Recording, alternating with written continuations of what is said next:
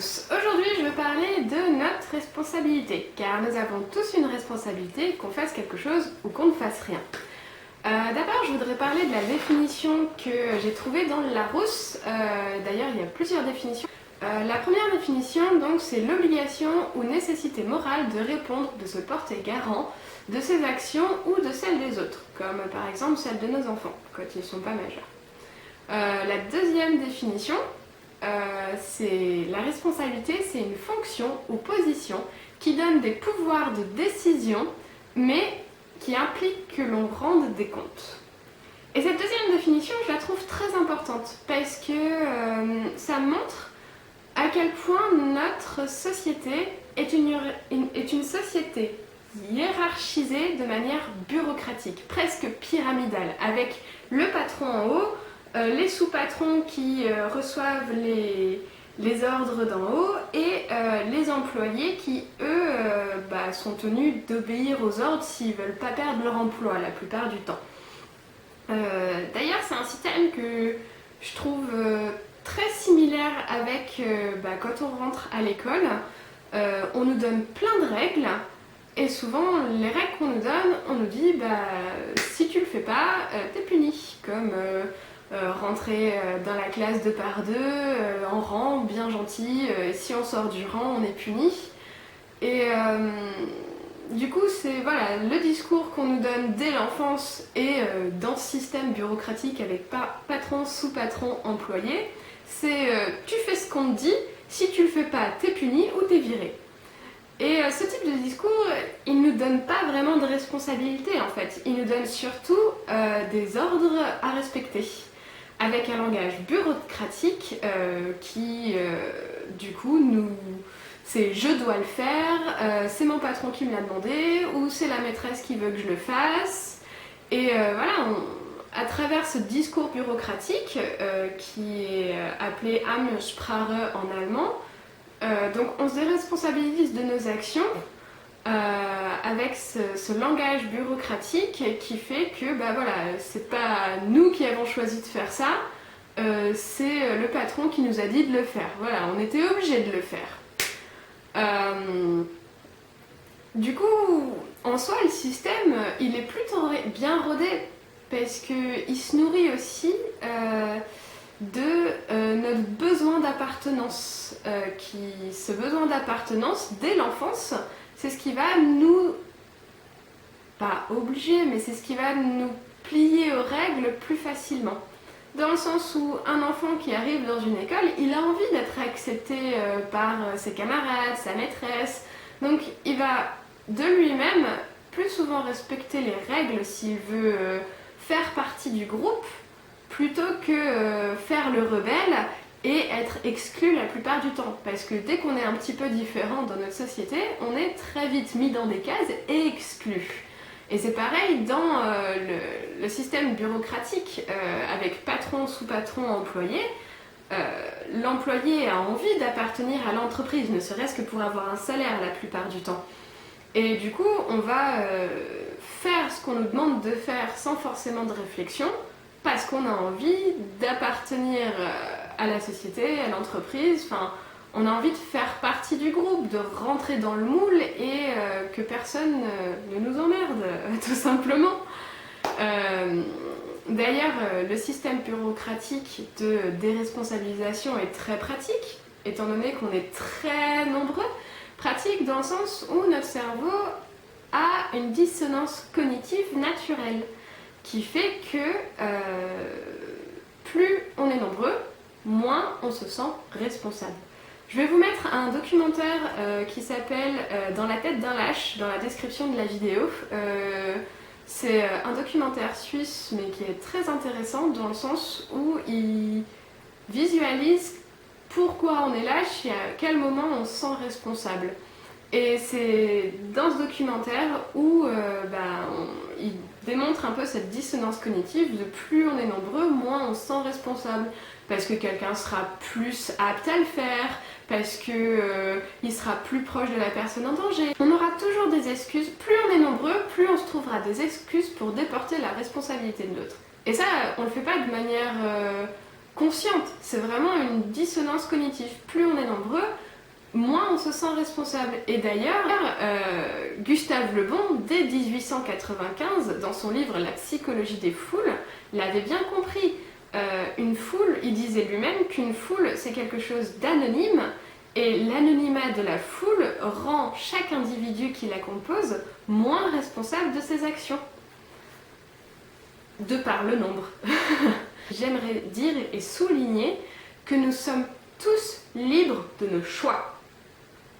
Parce que c'est vrai qu'avec ce langage bureaucratique, Amtssprache, on dit souvent voilà, c'est pas moi qui ai choisi de le faire, on m'a dit de le faire, je suis obligée, enfin voilà, je suis désolée, mais c'est comme ça.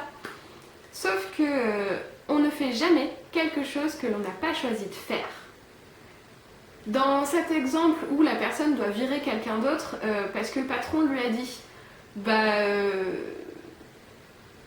elle a choisi d'aller virer cette personne. Si elle ne voulait vraiment pas le faire, elle aurait très bien pu dire à son patron, non, désolé, je vais pas virer cette personne, en plus je la connais un peu, blablabla, plein de raisons. Alors oui, peut-être que ce serait nous, dans ce cas-là, qui perdions notre emploi, mais on aura fait quelque chose qui sera en lien avec nos valeurs. Et c'est là où c'est important, parce que du coup, à force de s'être déresponsabilisé de tout ça, on doit le faire, on en a oublié que c'est nous qui sommes responsables de nos propres choix. C'est nous qui choisissons ou pas de faire quelque chose, de choisir de faire quelque chose ou de ne rien faire, parce que rien faire, c'est aussi un choix de responsabilité.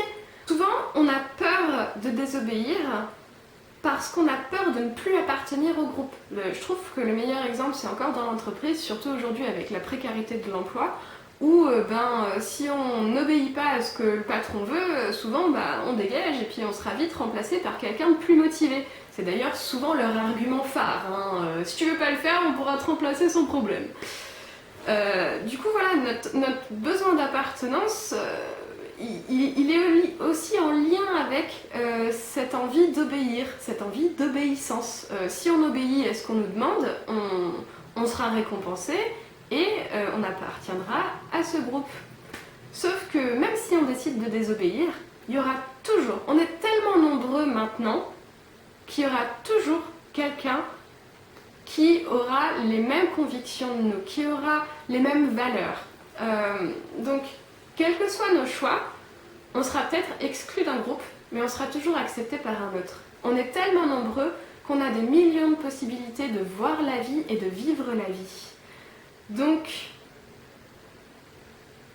faut pas oublier ça, on est libre de nos choix, on ne fait jamais quelque chose que l'on n'a pas choisi de faire, et même si on doit le faire, en fait, non, on n'est jamais obligé de le faire. Et dans la communication non violente, c'est vraiment bien expliqué, dans le sens où nous sommes responsables de la manière dont nous le faisons, nous sommes responsables de ce que nous faisons, mais nous ne sommes pas responsables de la réaction des autres. Ça aussi, je trouve ça important parce que quand on n'a pas envie de virer cette personne, par exemple, dans l'entreprise. Dans cette entreprise, la personne qui nous est demandée de virer, on ne veut vraiment pas le faire. On peut choisir de ne pas le faire, d'aller voir le patron, de prendre responsabilité de nos actes en mode non, je ne veux pas virer cette personne, je ne trouve pas ça moral étant donné la situation.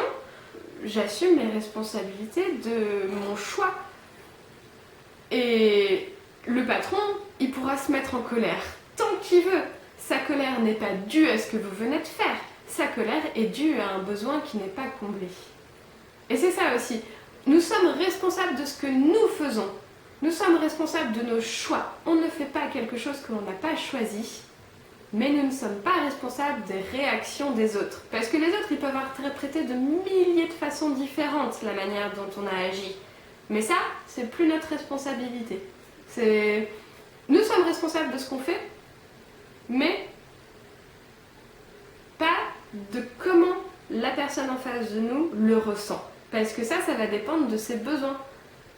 Dans le sens où, par exemple, ce patron qui veut virer un employé, s'il se met en colère, peut-être que c'est simplement son besoin de pouvoir qui n'est pas assouvi, dans le sens où il y a un employé qui se rebelle et qui ne veut pas faire ce qu'il veut.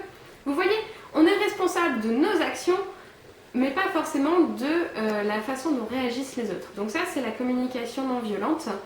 Mais dans tous les cas, nous sommes responsables de ce que nous faisons, de nos actions, de nos paroles aussi. Les paroles sont très importantes, communication non violente, toujours. Je vais être un peu pénible avec ça, mais c'est vraiment important. Et du coup, voilà, on est tellement nombreux qu'il y aura toujours un groupe qui sera capable de nous accepter d'après nos choix. Il y aura toujours quelqu'un qui sera en accord avec ce qu'on pense, avec ce qu'on imagine. Peut-être que ce sera une dizaine de personnes, mais on sera accepté dans un groupe. Notre besoin d'appartenance peut être comblé, quels que soient nos choix, quelles que soient nos responsabilités. Alors maintenant que je vous ai dit tout ça, que je vous ai dit qu'on est responsable de nos choix, qu'on est responsable même si quelqu'un d'autre nous a dit de faire quelque chose d'autre, on est responsable de ce que nous faisons. On est responsable de la situation actuelle, dans le sens où on est aussi responsable de ce qu'on ne fait pas. Et dans notre responsabilité, de nos actes et de nos non-actes d'ailleurs, on peut aussi prendre la responsabilité de se lever et de se casser. Il n'a jamais été aussi urgent de désobéir. On ne peut pas continuer à suivre des personnes, des grands patrons par exemple, qui sont motivés par l'appât du gain à court terme.